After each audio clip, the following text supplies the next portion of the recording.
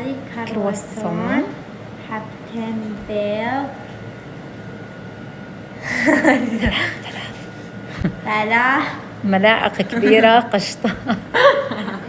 ملعقتين حليب بودر، مكعبين جبن مكعبات، وتقريبا ثلث كوب حليب محلى مكثف، و10 جرامات أو 20 جرام زبدة، و200 ملي حليب، وفانيليا طبعا نص ملعقة كبيرة.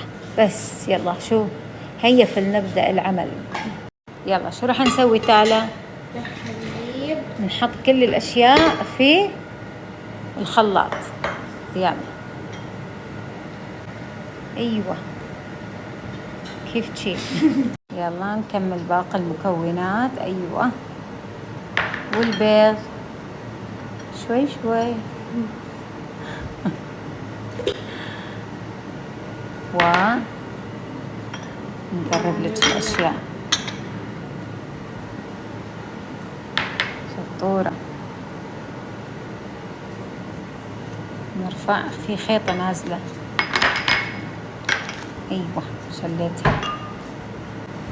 وأخيرا حليب المحلى المكثف.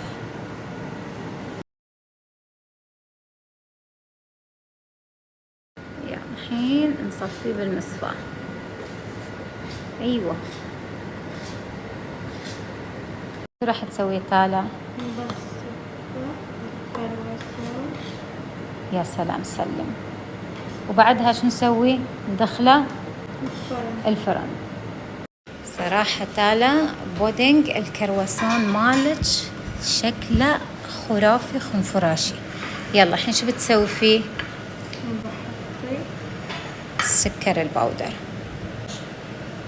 ها وبس.